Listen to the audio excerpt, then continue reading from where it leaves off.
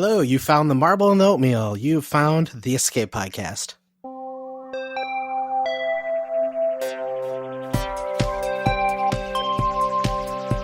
I'm Brandon. I'm Josh. And today we're doing something a little different, a comedy double feature. I picked out a movie, you picked out a movie. I chose UHF, and then coincidentally your choice was Spy Hard, which kind of has some ties to UHF. One tie, I would say. One tie. A couple One similarities, actually, too. They're both spoof movies. Yeah. So they've got some similarities there, too. You were saying that it is going to be 4 years since you started up the Skate Podcast. 4 years this Friday, the 15th. Cool. What made you want to do a movie podcast? Well, I've always liked movies and talking about movies with whoever could bear to listen to me. So I, would constantly watch other reviews on YouTube or podcasts, and I thought, hey, I'll give it a shot. But turns out I'm terrible at it. Well, you've learned a lot and done a lot, so that's cool. You had the ambition to do it. Turns out I'm the person that listens to you most of the time now. It's probably just us listening to it. Yeah, we actually were going to do UHF before, but I don't think either one of us were exactly thrilled with the way it turned out. It's a little bit harder to do such a silly movie than I was expecting it to be. Yeah, for sure. I'm So still not so sure how this is going to turn out, but yeah, we're going to give this another shot. So we thought maybe adding a second Goofy movie give us a little more to talk about. Right. All right, well, let's get into it. UHF was released on July 21st, 1989 on a $5 million budget and stars Weird Al Yankovic, Kevin McCarthy, Michael Richards, David Bowie, not to be confused with David Bowie, Victoria Jackson, and Fran Drescher. It was directed by Weird Al's manager, his actual manager in real life, Jay Levy. Actually, it's Levy, sorry. Despite the film having some of the most positive test screenings Orion had ever seen, UHF went on to be panned by critics and was pulled from theaters by the end of the month, only making $6.1 million at the box office. We'll talk about that, the theatrical failure in a little bit, but since then, the movie has become a cult classic. UHF currently holds a 64% critic score and 77% audience score on Rotten Tomatoes. Wow. That's rather impressive, actually. Yeah. I did not expect it to be so high. Especially considering how it was just trashed by the critics. And for that to come up to 64% is pretty good. Huh. When I was reading some of the other critics, like at the time, the people who were reporting on it, everybody was kind of bashing it. And then there was one critic said, when other critics are watching a comedy, they shouldn't be looking at the screen. They should be sitting the other way and watching the audience. And if the audience is laughing, then it's a good comedy. And he liked the movie. So okay. Weird Al had become a sensation in the 80s through his parody of pop music, and it was only a matter of time until his comedic lampoonery made its way to the big screen. Al plays George Newman, down on his luck dreamer who can't seem to find a good outlet for his wild creativity and imagination. David Bowie is Bob, George's friend and roommate. The duo keep getting jobs together and losing them together thanks to George's short attention span. I don't know why Bob keeps applying at the same places with George. The movie opens up with George daydreaming about an Indiana Jones adventure, and you said that was The Last Crusade? No, wait. No, that's the original. Raiders of the Lost Ark. Raiders of the Lost Ark. Yeah. With the boulder, right? Correct. Man, I am horrible with the Indiana Jones movies. The Last Crusade actually came out the same year, 1989. I'm not sure where they were released in reference to one another, but yeah. Right. So he's daydreaming about an Indiana Jones adventure, which promptly leads to Bob and George getting fired from their Burger World job. Burger World would later on be used by fan of the film Mike Judge in his Beavis and Butthead series. Oh, really? Yep. Beavis and Butthead worked at Burger World or visited Burger World in the cartoon there. Luckily for the pair, George's Uncle Harvey wins the deed to Channel 62, a local UHF station which happens to need station managers. Things are looking pretty bad for the station, but George and Bob are able to turn things around thanks to their enthusiasm, creativity, and the gang of misfits they assemble, including receptionist and news reporter Pamela Finkelstein, who's played by Fran Drescher, and Stanley Spadowski, played by Michael Richards, who is the station's #1 TV star and janitor. Right. Well, he's not the janitor first. He's actually the janitor for the big time station uptown. Right. until he gets fired. But yeah. The little station quickly becomes the number one station in town, which catches the attention of Kevin McCarthy, who is playing R.J. Fletcher, CEO of the now former number one station, Channel 8. RJ decides that the town isn't big enough for the two stations and plots against George and U62. That's the synopsis. I like it. Let's make that movie. Yeah. Kind of a cookie cutter underdog plot in some ways. Trivia. The exterior shots of the UHF station were of a radio station that was last used in the mid-70s. Vance Colvig Jr., who played the bum, also had roles in television, often playing the role of a bum, a hobo, or a wino. He had a role in Big Top Pee-wee, and he was the son of the original Bozo the Clown. And he himself went on to play Bozo for KTLA Channel 5 in Los Angeles from 1959 to 1964. You know the bum I'm talking about, the guy that needs to change? Yeah. Change. Yeah. Change. You Thanks, change. mister. Yeah. He asks for change and then he actually makes change. Yeah, gave him a dollar bill. 25, 50, 75, $1. Michael Richards wore false teeth for his role as Stanley Spadowski. The Spatula City billboard was left up all summer after filming. The movie was filmed in and around Tulsa, Oklahoma. To this day, Al receives spatulas as gifts from fans, and callers to the Rush Limbaugh radio show may hear the jingle for Spatula City while on hold. The film received a PG-13 rating due to two scenes. The scene in which Joe Early, the local high school shop teacher, cuts his thumb off, and the scene where Rahl is trying to teach poodles how to fly by tossing them out the top story window. It's kind of hard to believe that such a silly movie that people would take that so serious, you know, I mean.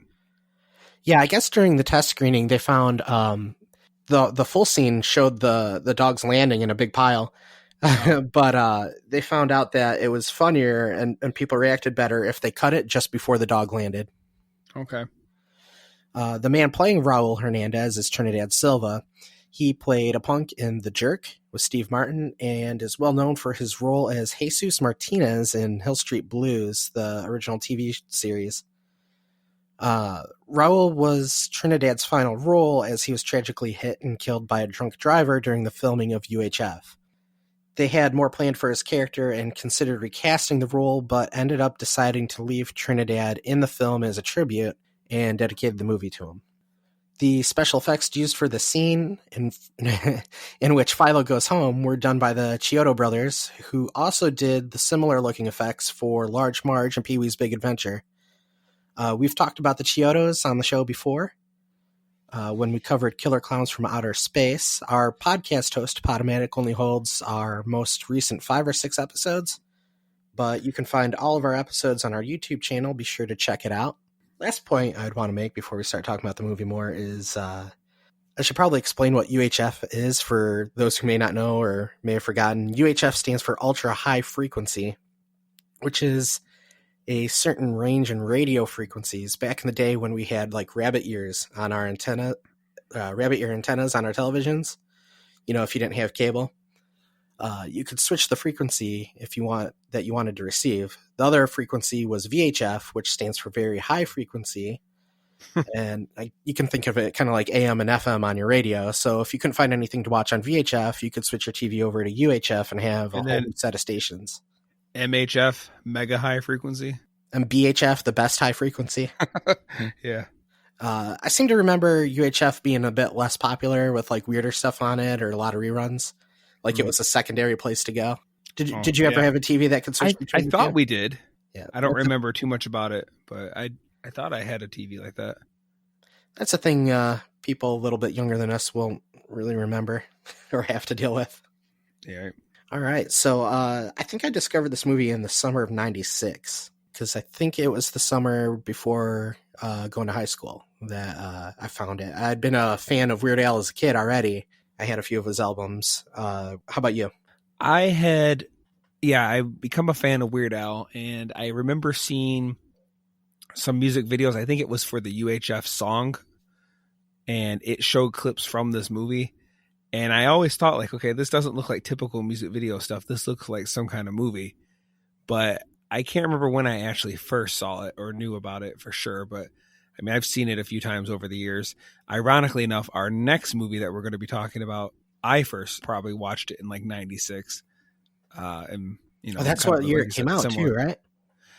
Yeah, I mean, maybe it was late 96. Maybe it could have even been 97 at most. But yeah, right around there.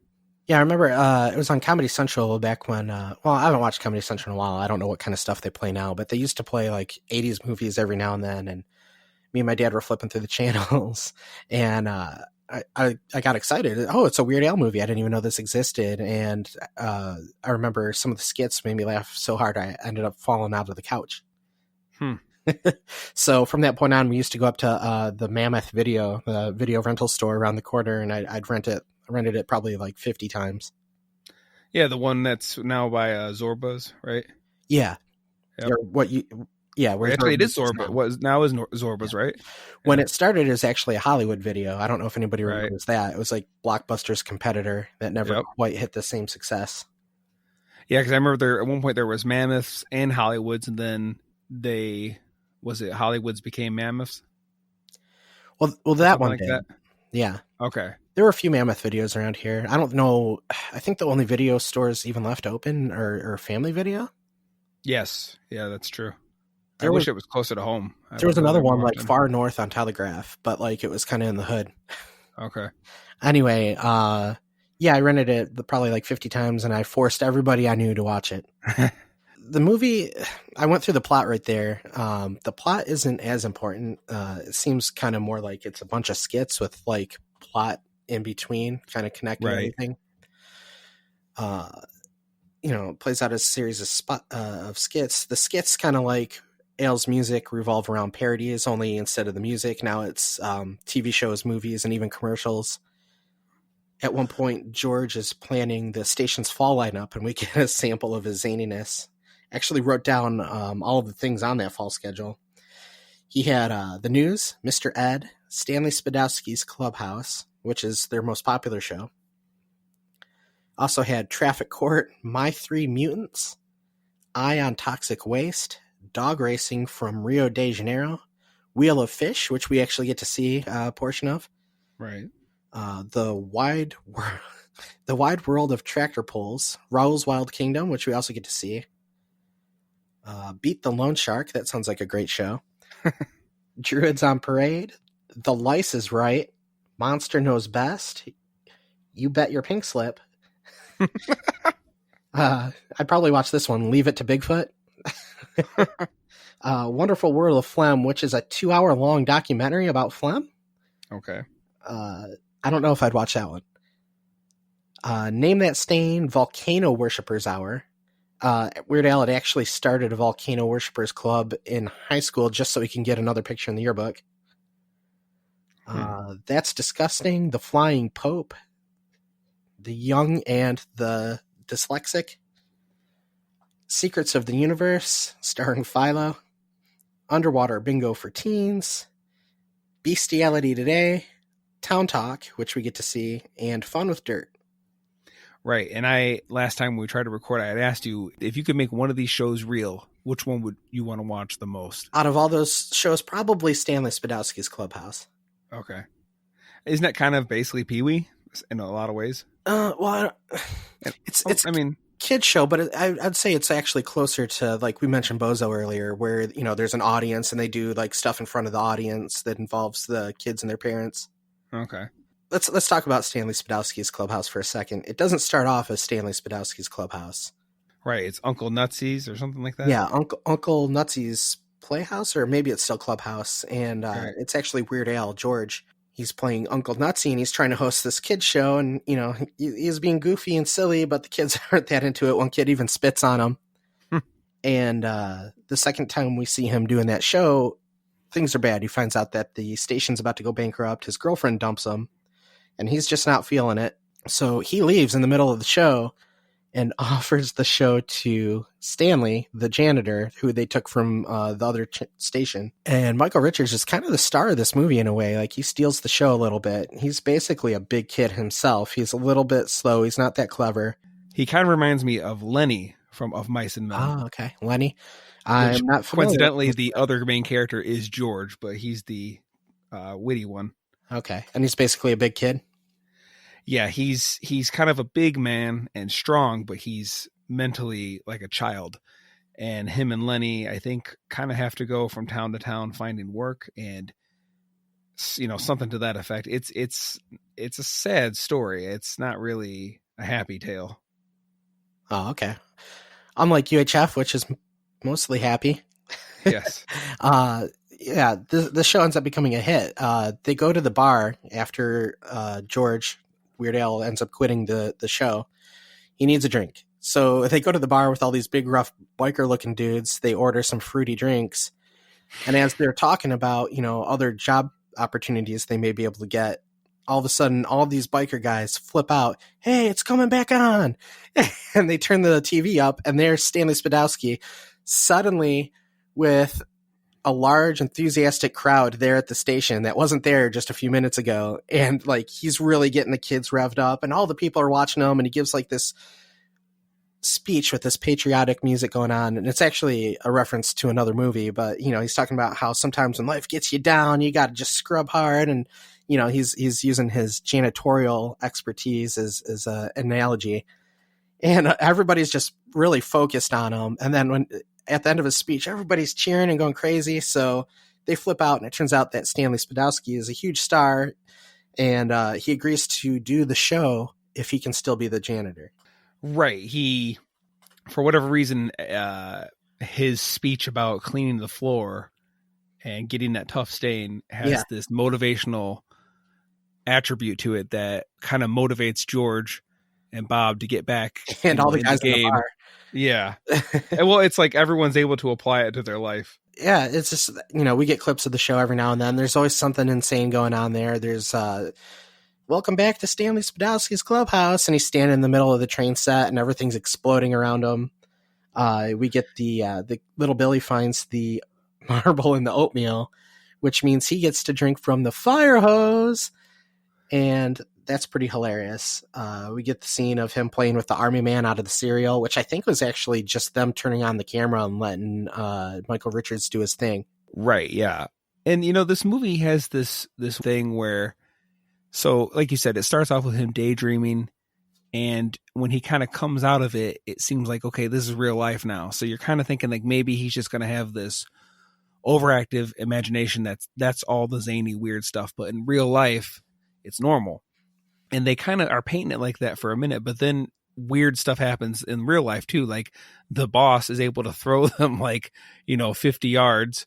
Literally they're flying through the air like cartoon characters. So like there's this strange balance of him daydreaming really goofy stuff and then kind of coming back into a world where it's real, but then zany stuff happens in real life. It's kind of all over the place, but it works just fine because the movie's so goofy. You can't really, it's not like it's illogical or like falling apart, you know, it's different. I thought that's what they would do. Like just keep it where it's all in his head, the really goofy stuff. You know, I never considered it before, but I wonder if like in some ways, maybe they didn't mean it to be like this, but you could almost interpret it as though like this is how George would have told the story to somebody because his imagination's so goofy. So when like, you know, he gets the mop and it's doing lightsaber moves and stuff, that's part of George's imagination. So if he were retelling the story to somebody, that's how he would tell it.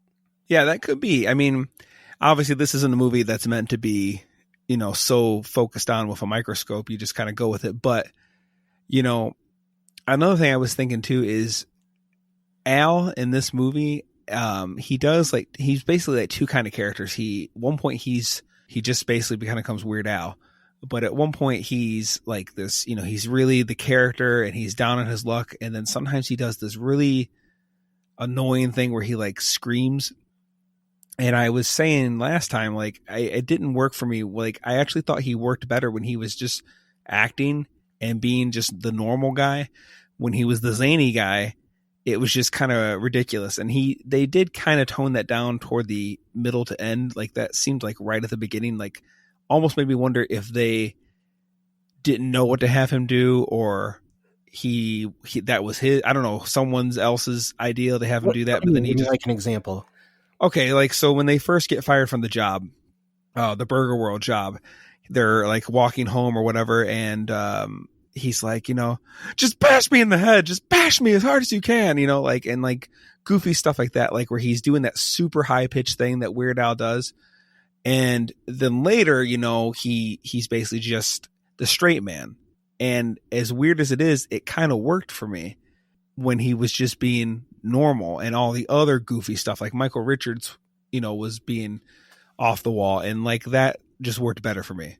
Yeah, as he surrounds himself with more crazy characters, he kind of tones it down a little. But yes, just exactly. Him and Bob, Bob is the super straight guy.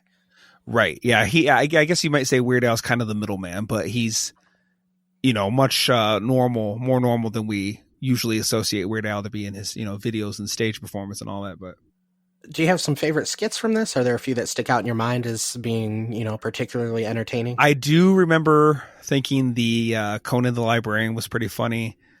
The Spatula City, it was kind of a long bit, but it was funny too. Like, kind of that reminds me of like a late 50s or early 60s, like commercial for something, but just how excited everyone's getting about spatulas. And what better way to say I love you than with the gift of a spatula? Yeah, we should try that sometime. Give spatulas out for gifts for Christmas. Well, but it's Mother's Day as we're recording this. We missed our opportunity, I guess. And it is your birthday as we're recording this, so happy birthday, Brandon. I'm another year older. Yep. You caught up with me. But anyways, yeah, Conan the Librarian, I remember being pretty funny. And what was the other one that I thought was Conan the Librarian is the one that made me fall off the couch because it was so funny, I thought.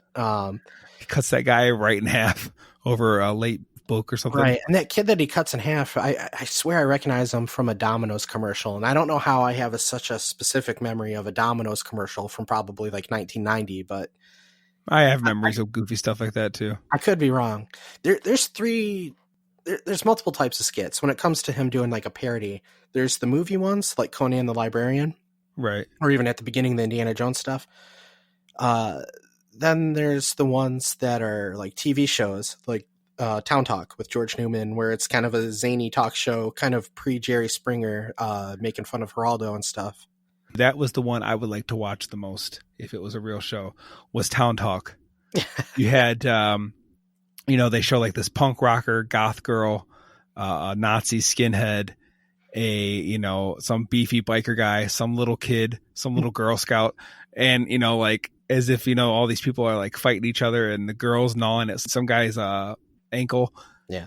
And the chair getting thrown at his head. There's a KKK guy that gets his head squished. Oh, I see. I don't remember that. But yeah, that's definitely Geraldo that he's referencing there. Yeah, Geraldo had a chair throwing incident on a show, didn't he? Yeah, and I think someone punched him in the face. And he had a thing on his nose like Weird Al was doing there. Oh, okay. And Geraldo did where he tried to open Al Capone's vault. Oh, yeah. Which was a reference to him opening Al Capone's glove box in this. Yeah, those daytime talk shows, some of them got pretty crazy. The only thing I remember from Geraldo specifically is he got liposuction on his butt on stage. Oh, really? They put up like a blanket to cover him, and they gave him an injection, like a shot to numb him or something in his forehead, which I thought was weird. I never heard of this. They just gave him a tiny bit of liposuction on his butt. Okay, very well. But Town Talk takes that up to the next level. Yeah, I would have liked to seen another little bit of Town Talk. And then the other type of parody he does are like commercials, like Spatula City. There's another one for a funeral home, Plots Are Us. Yes. And they're saying, they're going on about how they treat your family, and, think about using us. Don't forget to visit our new salad bar. And then in the commercial, you see like arms and legs sticking out of the ground and stuff. Right, from the competitors. Yeah, Crazy Ernie's Used Cars is another great one. Oh, yeah. He's so crazy. If somebody doesn't come down and buy a car from him, he's going to club a baby seal. And he has a baby seal right there next to him. Crispin Glover, they wanted him in the movie. I can't remember for which role. I could totally see him being the shop teacher. Well, that's maybe it was the shop teacher, but the only role he wanted was Crazy Ernie, and they already had Crazy Ernie cast for that with that guy. And they're like, well, he's too perfect for it. We can't do that. Yeah. So it's weird that he would want that tiny little role. Yeah. Have you ever seen him in, I know this is a weird reference to make, but have you seen the Charlie's Angel movie from the early 2000s, the first one with Drew Barrymore and Cameron Diaz? I saw it in the theater, but I don't remember it necessarily. Crispin Glover is in that. Yeah. And he's so weird. It's worth watching just for that. He's in Friday the 13th Part 3 as well, and he's also very weird in that. Yeah. I think he's probably pretty weird in life. Yeah, probably. Yeah, another person that they wanted in the movie was actually Joel Hodgson from Mystery Science Theater 3000. Okay. When they had asked him to be in it, they wanted him to play the character Philo, the mad scientist that lives at the station, and he turned it down. The reason that they wanted him, his stand-up routine, he was like kind of a crazy magician that used a lot of prop comedy. Okay.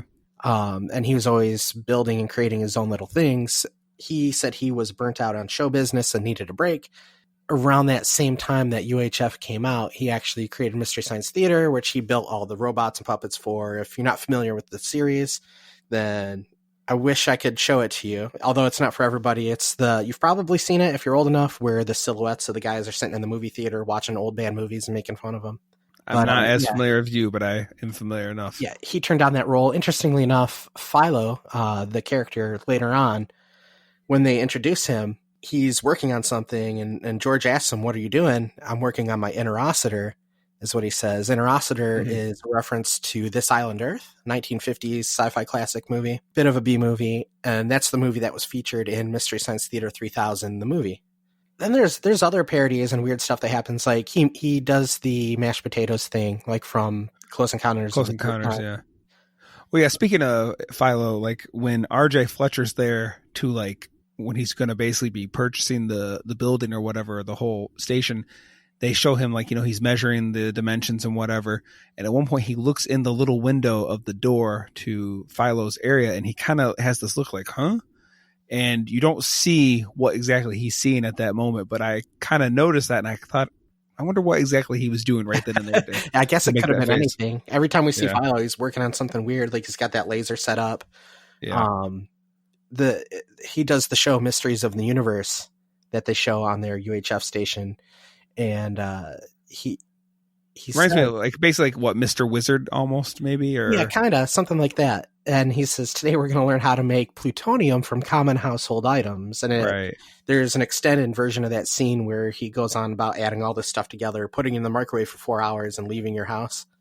You said that somebody wasn't thrilled with it. My wife, Brittany. So, we the way our house is set up, you can kind of see into the TV room from like the kitchen and dining area. And, usually what we'll do is we'll put our son to bed and watch something. So I was watching this and I had every intention on shutting it off when she came in, but I just like, I kind of wanted to see what she would say or whatever. And I heard her from while she was getting whatever she was getting together say, whatever that is, I need it shut off by the time I get in there. She's not a Weird Al fan. Well, I think it was right around just a little before. And when she got in there, it was Town Talk time. And, I was like trying to just get her to say, like, what was it? What did you see in that quick second to, and she's like, I don't know. I just saw something with Weird Al. And then at that point, like all these skinheads and goths and Nazis and Girl Scouts are fighting each other. Maybe it's not the movie for her. No. One of my other favorite skits is the Rahl's Wild Kingdom. And we briefly mentioned it. When they first introduced that show, nobody seems to know how it got on the air. They have this Trinidad Silva. He's Hispanic, and he's hosting this Animal Kingdom show out of his apartment, which is 3 stories up. And he's just got his apartment is filled with all sorts of crazy animals. He's got a monkey. It's like Ace Ventura. If in the opening scene of Ace Ventura, when he comes to his house, that's what this guy's both the apartment and all the animals. Yeah, a little bit. And he's just teaching people things. He grabs his ant things farm. That aren't true. Well, some of it is. He's talking about ants, and he shows his ant farm, and he's like, ants are amazing little creatures. They spend all this time making these intricate little tunnels. And then he ggets all excited and, oh yeah, they really hate it when you do this. And he starts shaking it up, and they're like, man, they probably do hate that. I suppose that's true. they cut to Bob and George watching it. Bob turns to George. He's like, man, where did you find this guy? And George looks back at him and says, I thought you found him. So they don't know how he got on the air. And then, they show him licking a turtle and sticking it to the ceiling. And he starts to teach his poodles how to fly by tossing them out the window. Right. He's such a crazy character, and they show him a couple more times, but unfortunately he didn't get to finish doing his stuff. But he's one of my favorite characters for sure. I thought the introduction of R.J. Fletcher was great. Now, this is backtracking obviously toward the beginning, but Stanley gets a package delivered to his station that's supposed to go to Art. Stanley? Stanley? Yeah, Stanley. The Marvel guy? Yep. Okay. No, isn't that his name, Stanley, in this movie? Yeah, just the way that you said it sounded like you put a little pause there. Oh. I'm making fun of you. Go ahead. Okay. Stanley, Weird Al, he gets a package. He wants to deliver it to the rightful owner, RJ, and you cut to him. He's like, does this look like a number 2 pencil? But Dad, and it's just this, I don't know, like the fact that someone's getting so worked up over it not being a number 2 pencil, and just the little relationship he has between his dad or his son, who he clearly promoted in some, rank inside the station, but still treats him kind of like a kid, and just that whining going on all the time. Thanks, Dad. Yeah, he's definitely like one of those spoiled, like he never had to work for anything. But yet he's still trying to win the approval of his father. Yeah, I don't know. It's that was a pretty funny relationship. When we talk about it like this, it makes it seem a lot deeper than it actually is. Yeah. Those characters are great. I love Kevin McCarthy. I think he's great in everything I see him in. They said he was amazing on the set. Like, as soon as the cameras were rolling, he was evil RJ Fletcher, but as soon as they were off, he was like the nicest guy and walk around and help everybody with everything and talk to everybody. Yeah. We've talked about him also before, briefly, for The Howling, which was another Monster Month one we did. Yeah, it's like he looks so familiar to me, but I can't figure out what I know him from, because there's got to be something else. I believe he's also in Inner Space. He's been in a lot of stuff. Maybe. Oh, yeah. Maybe that is Inner Space then. Yeah. Yeah. Okay. Which is something I'd like to cover in the future. No, you don't. The movie is great. It's definitely it's like a personal favorite of mine, because when I discovered it, I loved it, and it's just kind of been with me all these years. If I had to give it any criticisms, I'd say that the pacing feels slightly off in some places. I think sometimes the gags go on a little too long. In particular, for me, I'm thinking of the Rambo scene, which if it were just by itself, it'd be a good spoof of Rambo. But it just feels a little too long, and there's lots of funny moments in it, but it doesn't do a lot to push the story along. Right. I thought it was funny in that scene when he rescues Stanley. It's just this little like latch, and the space between bars are so easy. Like there was no challenge for him to. He could have easily unlock. Yes. Out. Yeah. Right.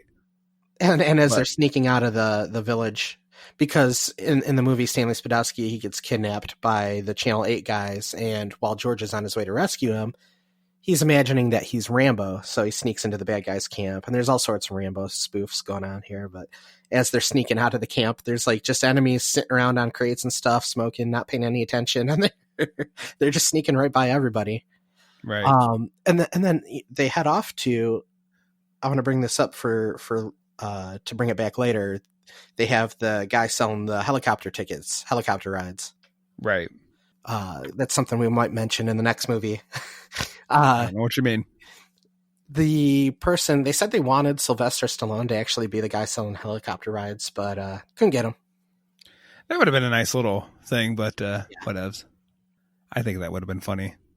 What do you think of Victoria Jackson? Victoria Jackson, is that his girlfriend? Yeah. Okay. She was in this one scene in Honey, I Shrunk the Kids where she plays the friend of, what was the neighbor? Not Rick Moranis, but the other guy, the guy that played in. Yeah, he was Next Generation. Excuse me? He was Max Headroom, right? Is that what yes. And he was also in the Star Trek Next Generation episode, Matter of Time or whatever. He claimed to be a time traveler from the future. Right. Well, anyway, that guy's wife, she's seen Rick Moranis, like, zip tied or whatever you want to call it, like going around the grass. And she's like, honey, that man over there is flying. And I don't know, for some reason that always stuck out to me. And But other than that, I don't really know her from much. Well, she was on Saturday Night Live, but girls from Saturday Night Live tend not to get as much attention up until more recent times. Sexism. Her friendship with Al is how he was able to do Nirvana Spoof. Oh, yeah, that's right. I remember hearing about this. Yeah, Al got her to ask Nirvana, who was the musical guest on SNL, for permission, right?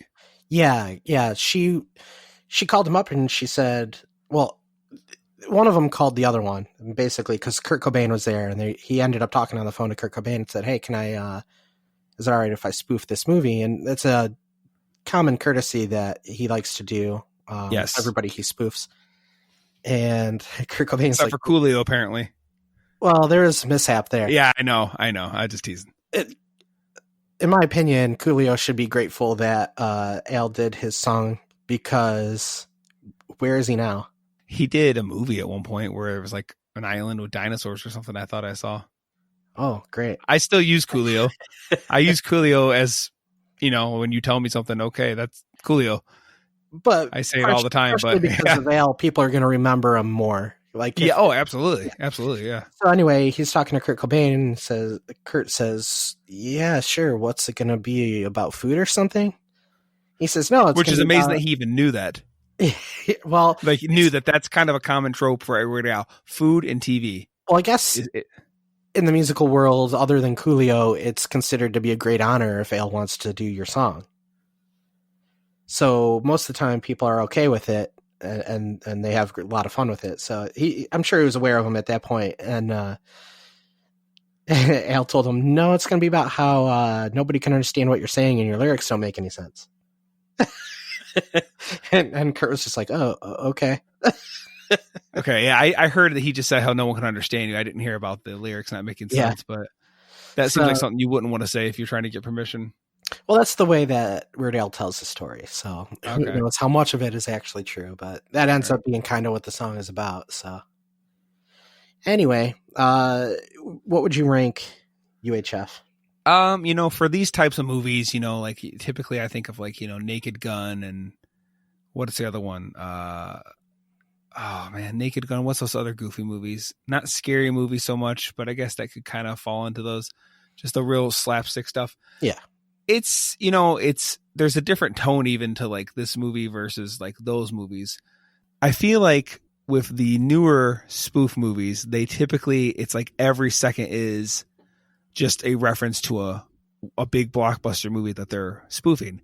Where this, there's a few of what was probably current at the time movies that they spoof, but there's actually some story going in between loosely, but it's there.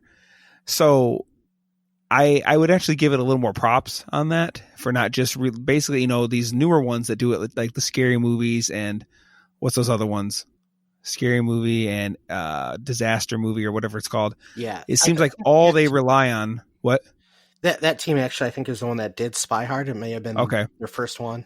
Yeah. All they rely on is how can we reference this big movie? How can we move it into that big movie? Yeah. Where this one, again, he does spoof some what was current at the time movies, but he does enough of his own goofy stuff in between too, to not just totally be riding on those coattails. So I can give him a little more, or them a little more respect for that. Yeah. I probably don't love this movie as much as you, but I can definitely appreciate it. I remember watching this with Nate and, we both had a lot of fun with it, so I'll give it a C+. Okay, I'd end up giving it probably a B+. Now, there is something I wanted to bring up, and I forgot about it. But basically, last time we talked about this, I had too bad your time's up, but I don't see it now. Part of the reason that this movie was pulled out of theaters after like 2 weeks or whatever, I don't think it was necessarily because the movie was. It wasn't because the movie was bad. People were enjoying it. It got crushed. It came out. It had the worst timing. Probably any movie ever. This came out in the summer of in July of '89. Here are some movies from the summer of '89. Right. So starting with June, Dead Poets Society. Skip it. Star Trek V, Ghostbusters terrible 2, Batman, trash, Honey, I Shrunk the Kids, which is what you just mentioned. The Karate Kid Part 3. Then we get into July. You have Weekend at Bernie's, Lethal Weapon Nope. 2, License to Kill, the James Bond movie, When Harry Met Sally, Friday the 13th, Part 8. Oh, gosh. It's like the worst one. Turner and Hooch. Then you get into August, Parenthood, The Abyss, Nightmare on Elm Street 5, Uncle Buck. Just the list is amazing. A far better movie to all those combined. I don't know why. There's a zany comedy isn't going to survive in the middle of that. Yeah. It's just too bad. Stay tuned for part 2 where we talk about Spy Hard, and then we'll kind of pick a winner, I guess, or something. I don't know. It doesn't matter. All right, Battle of the Spoofs. Nothings. I need to poop like you wouldn't believe. So, bye. Ladies and gentlemen, I'm about to travel through time. I bid you adieu. Don't stop now! You can't go! All the plants are gonna die! Where are you going? I've got to return some videotapes. Bye, Felicia.